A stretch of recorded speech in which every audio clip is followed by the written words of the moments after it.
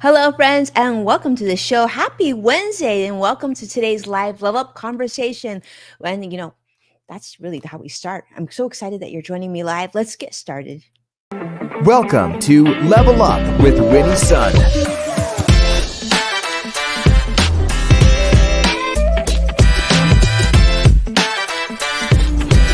Award-winning financial pro. Get ready. Level Up with Winnie Sun. Hello, friends, and welcome to the show. It's wonderful to see you here. Thanks so much for joining me live. If you're catching me on replay, thanks so much for watching. I really appreciate your time. For those of you who are brand new, I'm Winnie, your host, an award-winning financial pro, a Forbes contributor, and a CNBC council member and contributor. And then we are streaming here live on many different social media platforms. So definitely don't be shy. Comment and say hello. A big, of course, warm welcome to Joshua, IC CrossX Fighter, joining us on YouTube Live. It's great to see you here. Thanks so much for making the time. Now, let's kick it off and let you know how the market's doing, because actually, I have some pretty good news. It's actually in the green across the board. The Dow is currently up 257 points. NASDAQ's up 171 points as well. And the S&P 500 is also in the positive, up 41 points. Now, the market hasn't closed yet. We're talking probably about 35 plus minutes before the market close. So hopefully this will continue. But I want to share some sort of pressing stories that have been in the financial news this week, because actually a lot has been happening this week.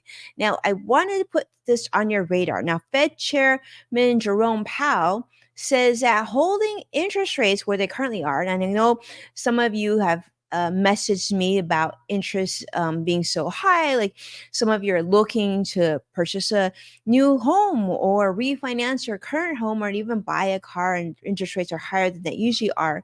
Well, he is saying that if rates hold long term, if they are at this higher level long term, this actually could hurt the potential for economic growth here in the United States. So, this was shared in an article by Jeff Cox on CNBC, talking about Fed Reserve Chairman Jerome Powell's warning to all of us about prolonged high interest rates and how this could affect, of course, the growth of not only the economy, but also for us as Americans here as well. So they're talking about reducing policy restraints too late, that this is something that they're really paying attention to. And I think it's important that he's sharing this with us now. So not only is he telling us to be aware, and of course, now he's aware as well, doing the research, him and his team are very much, they have their eye on the economy, on interest rates, on inflation, and we have to trust that he knows what he's doing. But the Fed's overnight borrowing rate is now currently at its highest in 23 years. This is, of course, following 11 consecutive rate hikes to combat very high inflation that was brought about, triggered partially by the pandemic that started, quite a few years ago. But of course, the markets are anticipating another rate cut, hopefully in September. And so you're seeing some of that positivity reflected in the financial markets today. We'll definitely follow that story very closely. I'll continue to update you as we hear more about inflation and interest rates and whatnot. But at this point, you and I are sitting in the same place. We're just hoping for better news. We're hoping that our groceries prices start to come down. Inflation is more reasonable. The only people that are sort of looking forward to having higher interest rates, I will tell you, are sort of people in two camp. Number one, if like you have a lot of money just sitting in like your checking, or not checking account, but in savings, right? And perhaps you're in a money market, and so you're earning higher interest rates than you normally would do on the cash sitting there.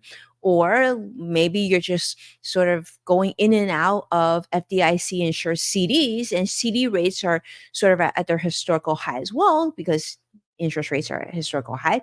Or you might be, traveling overseas to Europe or Asia, and because the US dollar is strong, you might be benefiting from that. But everybody else, I think we would agree, we'd like to see interest rates come down a little bit. And certainly, most important, we love to see prices of goods come down.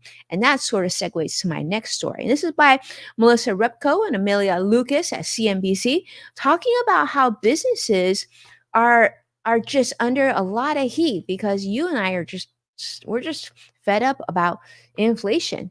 And in fact, consumer discontent is across the board. Many consumers continue to say how frustrated and angry they are at these sky high prices. And in fact, major brands such as Walmart, Chipotle, Target, I've even been seeing some of that in Costco, Wendy's, they're getting a lot of heat on social media of prices just being too high. In fact, Walmart's digital shelf labels and Wendy's dynamic pricing strategies have actually faced some backlash saying like, why are things so expensive? In fact, some of you know that I just reported and talked about this a couple weeks ago. I walked by a Subway sandwich store and I saw that they were doing a foot long Subway sandwich with a bag of chips and a soft drink. They were doing their combo for nearly $20. Incredible. So you're seeing a lot of backlash on different companies like Target, Audi, even McDonald's is now they're being much more sensitive and they're responding to consumer price sensitivity, so they're bringing different discounts, value meals, just to try to get people to come back and to support their stores because people are much more sensitive to what's going on with their household budget now more than ever. And I don't know about you, but I've gone to places like warehouse stores such as Costco and Sam's Club, and certainly I'm seeing huge crowds. I think more and more people have made the decision that although they love eating out and they love that experience, on a day-to-day basis, it's just too much impact on your budget, and like you're literally working to pay not only for housing but to pay for that restaurant and that latte, and it may not just give you as much joy as it used to, right? So consumers are very much aware of inflation but also aware of something called shrinkflation, where prices may remain about the same, but the product or the item that you're buying has now reduced in size. So this is also not a good thing. If you're a business owner and you're watching, please don't do that. I mean, it's something that definitely people don't enjoy. In fact, I've noticed this myself, and I don't know if you've noticed this. If you do, definitely drop this in comments. The last time you went to a restaurant, right? Maybe it's a chain, maybe it's somewhere that you've gone before. Have you noticed that the portion size of what you've ordered has reduced significantly? I will tell you that I did this for actually my kids' sport team.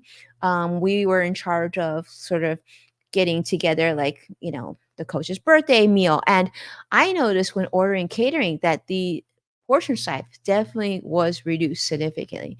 And so I'm curious to see how you've seen that. But yeah, a lot of discontent on products such as Gatorade, in fact, and even some of Walmart's own brands like Great Value. They've seen some people just not happy with some of the changes in pricing and, of course, sizing as well.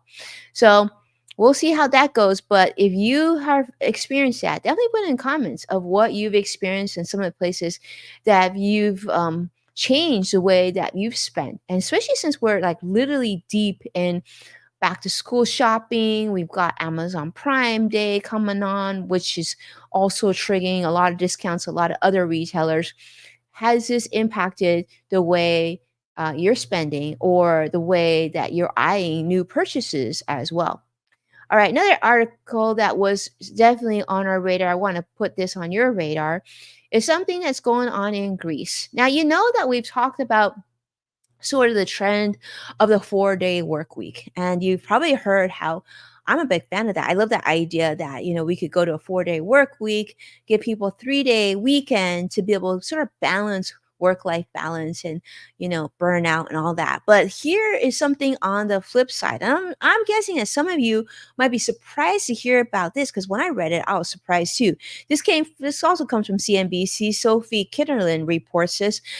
Greece, in fact, when you think of Greece, like, what do you think? I mean, I think of, watch movies. Honestly, I haven't been to Greece. It's something that's definitely on my bucket list to visit. And when I think of Greece, I think of like just someone that's so beautiful and the food is incredible and like very warm, friendly people and a great vacation destination. Well, get this. Greece is now introducing a new 6-day work week. not a 5-day work week like many of us experience, not even a 4-day, which I was kind of hoping for, but a 6-day work week, extending the typical 5-day. So Greece's government is defending their new 6-day working week policy. They're saying that this is quote unquote an exceptional measure for specific situations. So this regulation is going to allow certain employees to work that additional 8-hour shift or like an extra 2 hours per day, which extends their work week now to 48 hours. Now, many of you I know don't even enjoy a 40-hour work week. Talk about an extra 8 hours a week, right?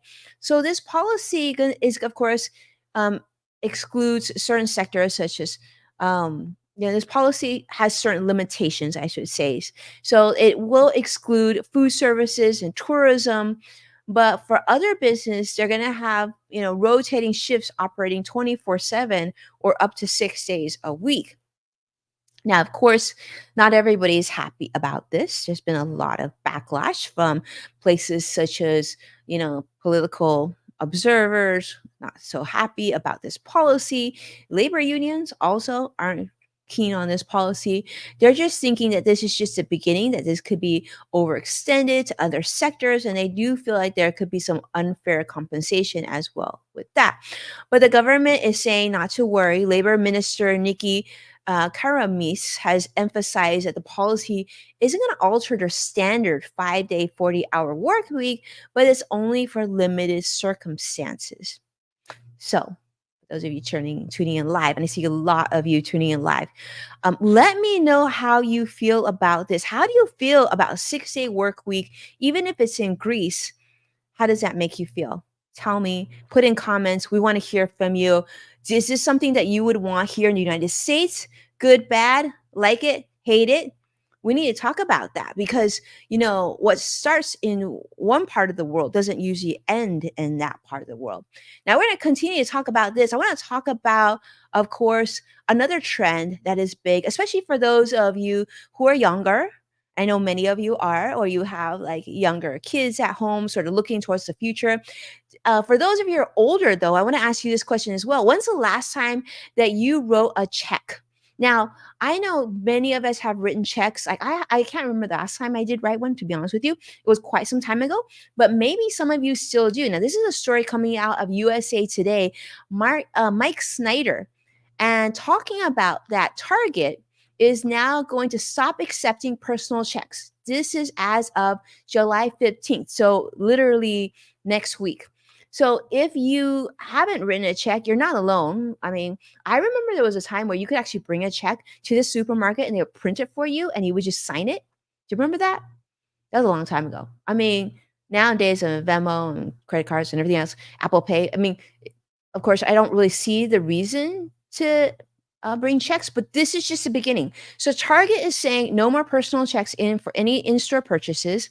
They are now informing customers. They've done so in advance to make sure there's a smooth and efficient checkout process.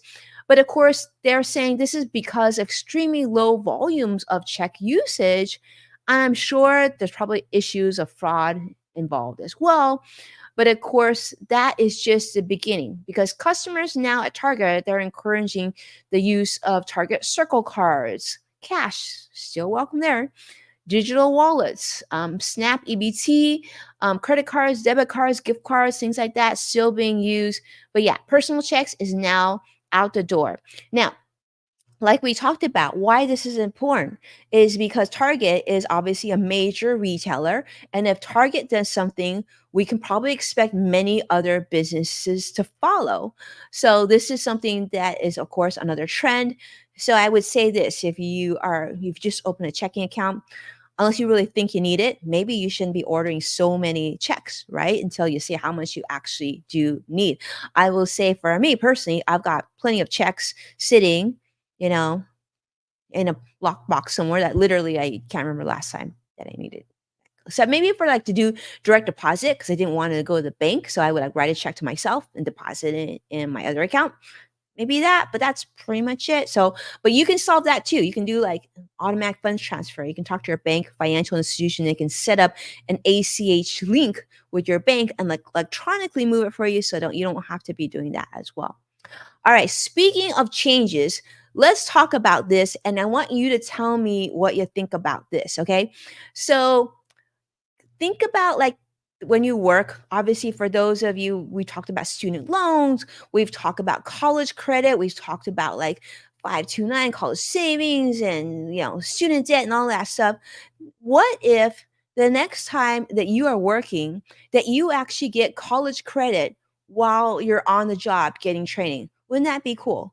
Well, that's actually something that's coming, and that's something that's available at Walmart and McDonald's through their partnership with Pioneer College. Now you actually get college credit for the on the job training. This was shared by NPR this week, and they're talking about how like a unique way, a different way of getting college credit and still working and getting paid for it. So Walmart and McDonald's are now collaborating with colleges to grant retail and fast food workers college credit for skills learned on the job. Think about that for a moment. How do you feel about that? I mean, like, so the next person that's like checking you out, they're getting college credit for checking you out. Hmm. I gotta think about that. I almost feel like that's a way for them to attract more employees, but I still think like there's a lot of value in the certain classes. Like, what would that satisfy? But anyway, they're saying that a Walmart's training program at what they call Walmart Academy and McDonald's community college partnerships are going to allow employees to convert work skills into academic credits. So they're saying this will help you towards your degree. And so um, yeah, Walmart employee Bonnie Boop, for example, they use this example. She utilized their company's tuition assistance program and their corporate training program to earn a bachelor's degree, which helped her advance her career to a manager's position.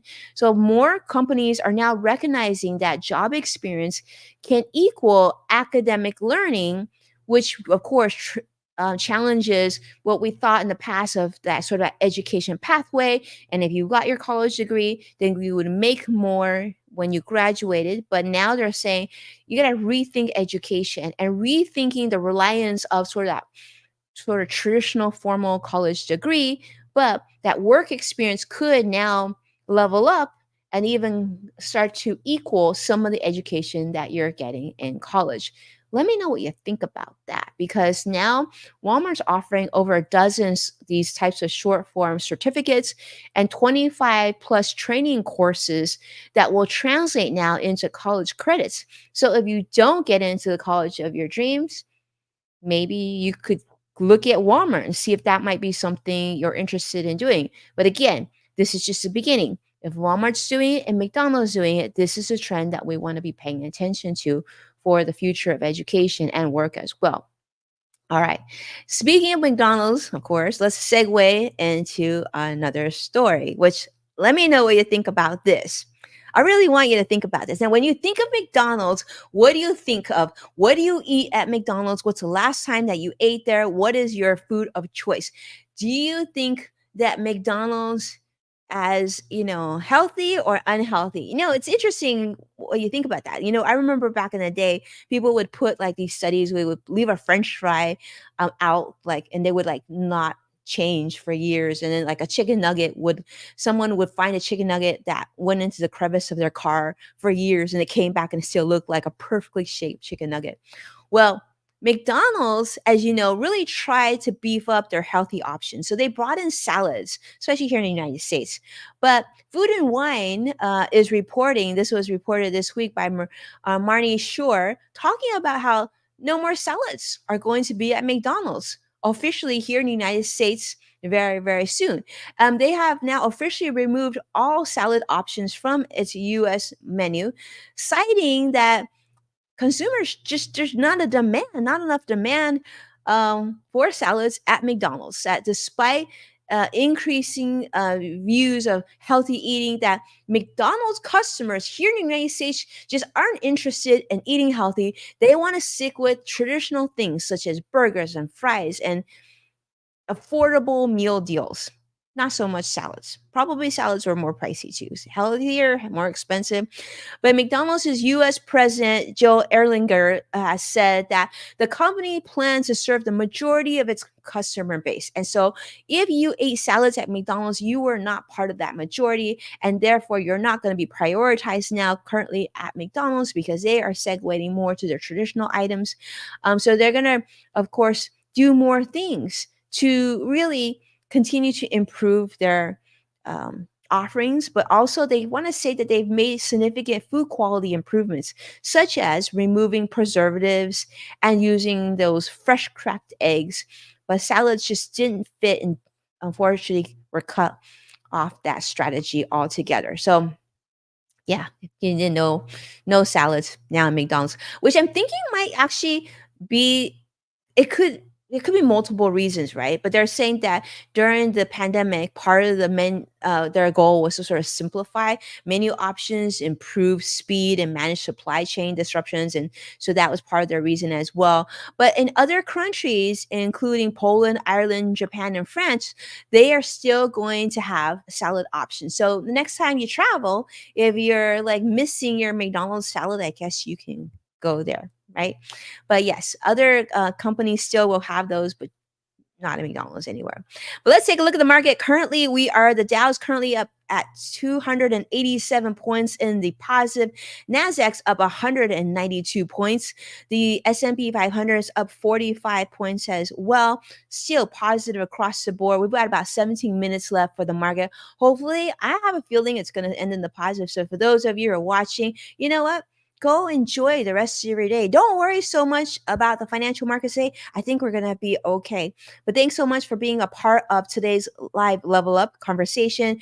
Make sure to hit that like button and subscribe to stay updated on all the latest content. And of course, if you want to watch previous full episodes of Level Up with me, definitely check out NASDAQ, Amazon Fire, Samsung, LG, Roku, and many other streaming platforms. And a big shout out to all of you for sharing our previous episodes online. And when you tag at Winnie Sun, I'll see your support. I truly appreciate John, Tabitha, Joshua. Thank you so much for doing, I think, Megan as well. And I've got several other names that I'm going to miss. Make sure that I bring them in on a future episode. You'll definitely want to keep close and check us out.